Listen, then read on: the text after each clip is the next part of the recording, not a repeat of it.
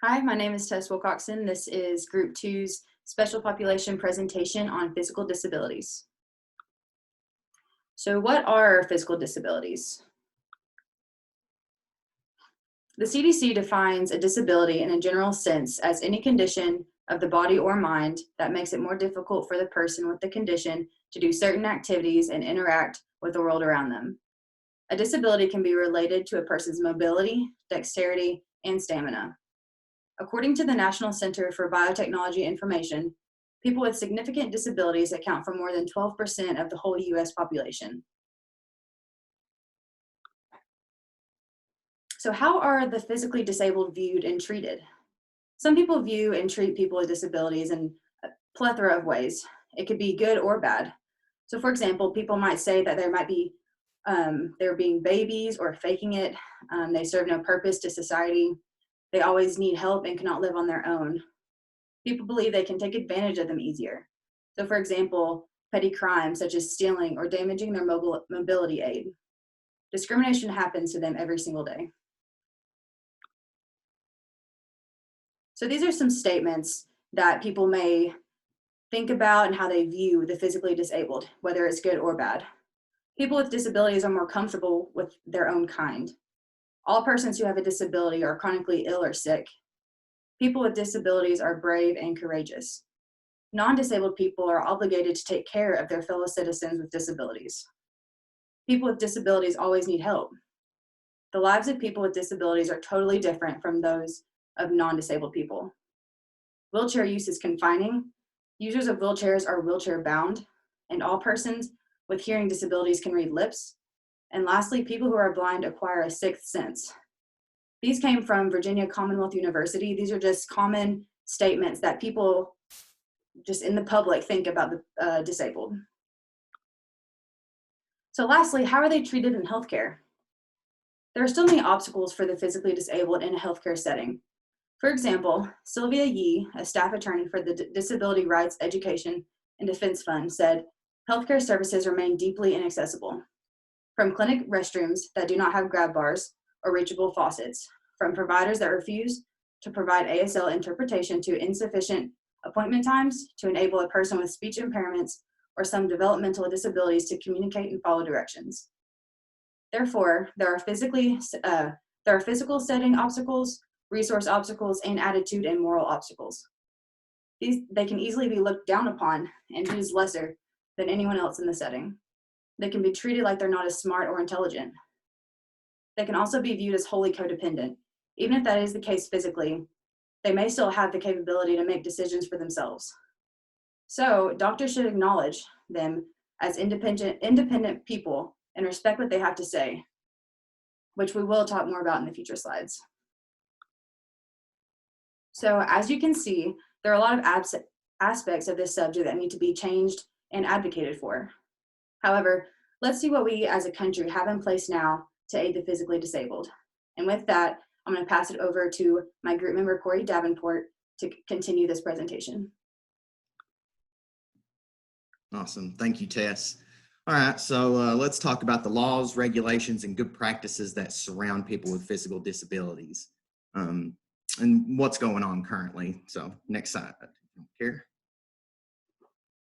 All right, it is the law. It is the law to accommodate for people that are physically disabled. It's kind of sad that it has to be a law for us to do something that is morally right, but they're in place, you know, to protect those people.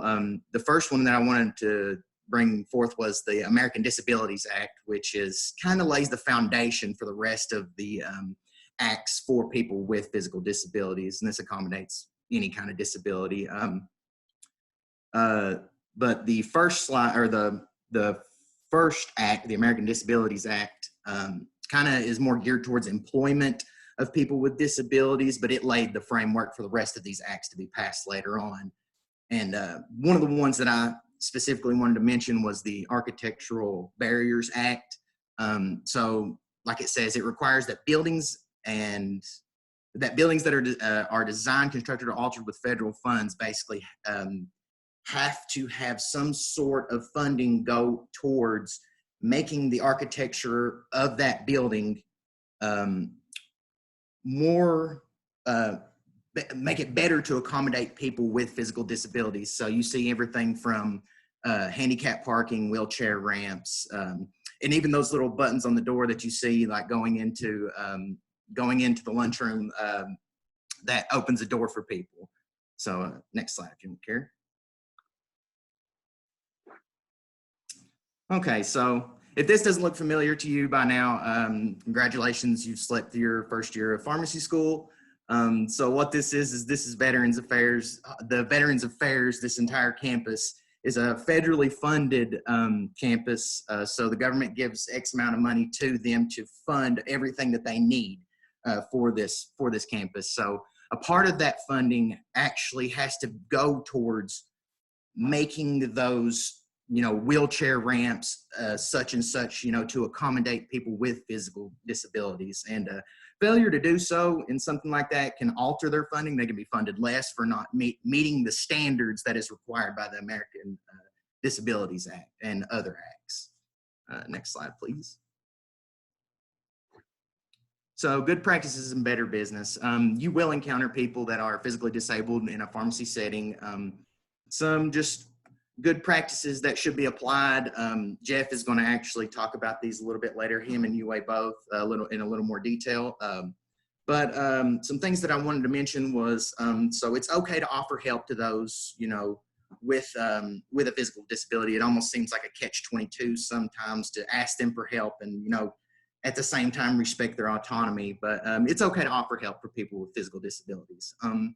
Another thing I wanted to mention is to avoid service dog interaction, because every physically disabled person that has a service dog that I've ever talked to in my personal experience at a pharmacy was for people to not touch their service dog.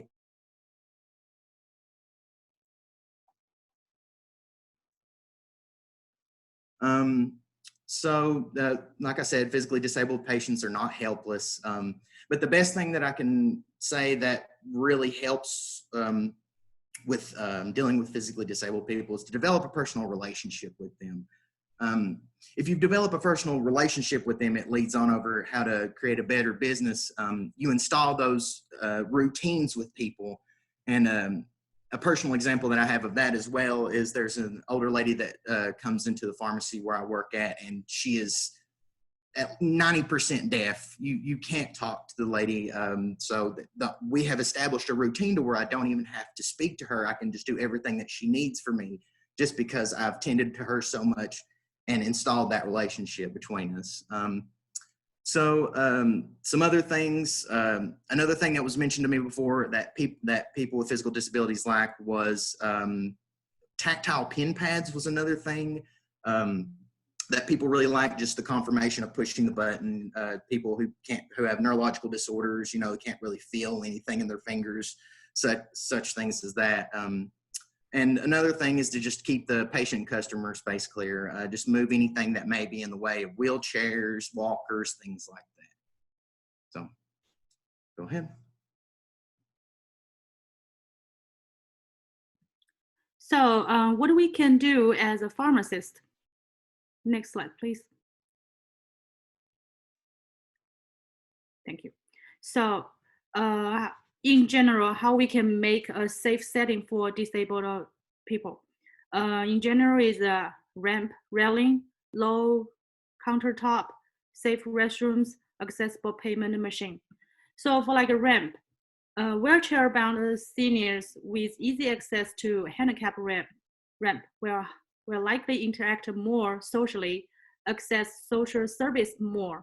Ramp also serve an important function in emergency should a medical staff need to enter and exit. For railing, the safe bathroom, the bathroom handrails are very helpful for patients with physical disabilities. Grab bars help to maintain balance while they are standing or maneuvering, assist in transferring into and out of the enclosure, and generally help to mitigate slips and falls. Next slide, please. So how it's going to be in details help the physical disabilities patients. For impaired hand functions patients, we probably can provide easy open cap, peel punch out to aid remove from blister package, or devices to help open bottles with only one hand. For impaired hearing patients, we can always include written information about their medications. Or also we can do when we approach to a deaf or hard of hearing person, we have to touch them gently on their shoulder to get to their attention before we explain to them how to use their medication or device. For impaired vision patients, we can use different size or shaped containers so the patients can distinguish the medication between them easily. So usually we will use brightly colored. Also consider using talking labels for dispensed medicines. So the talking labels is a little machine that when you put the machine on top of the words, it can kind of like translate it to the audience, so they don't have to like really visually to see it, they can just listen to it. Also, we can write out the names of the products, medications, and important instructions in very large, clear letters in black flip tip pen, so they can see it clearly. And more details, I will pass it to my team member, Jeff. Thank you. Hey, all right, well, there's a lot of things we can do to relieve the stigma around the physically disabled. One of the things we can do is speak to the patient directly. Even when the patient has a companion or someone else that comes to the doctor's office with them, make direct eye contact with the patient when you're talking to them. Use ordinary language when you're speaking to a patient, because it'll show them that you consider them an equal and won't feel as though they're being talked down to, or that you're avoiding certain terms just to save their feelings. I think one of the examples I saw was saying, hey, well, I'll see you next week to a blind person. Like, it's not going to kill them. Asking patients with speech impairments what their preferred method of communication is, like some of my other group members talked about, the writing, typing, or the yes or no signals. Use age-appropriate language when talking to the patient, unless there's a clear indication that they wouldn't be able to do what you told them to do. Ask a patient if they would like your help, not if they need your help. There is a difference. And if the patient consents, then you need to ask what would be the best way for you to provide physical assistance for that patient. Respecting the patient's right to downplay or highlight their disability in specific settings. Ask if the patient would like to be introduced to disability support groups. Some love to. Not imagining how you as the provider would personally feel with their disability to infer how the patient feels, because there's no way that you could know what they're feeling. Everybody reacts to it differently. And all right, next slide. All right, so patients are always watching, so it's kind of like a monkey see, monkey do. If we treat the physically disabled, as we've discussed in this presentation, with respect and like human beings, then hopefully other people will too. If we want others to respect us, the first thing that we have to do is respect them, no matter if they have a disability or not. That's just plain and simple. We need to show everyone that the physically disabled are not lesser than us. We need to be an example for everyone to see. Hopefully, if we can do that successfully, then the physically disabled will feel welcomed and wanted. They deserve the respect and access that everyone else receives. We become pharmacists to help people, no matter what they look like or what disability they may have. So let's represent the pharmacy as fair, compassionate people. Next slide, please. So it's time to make a change, and as pharmacists, we can do it. And here are our sources that we use to complete this presentation. Thank you.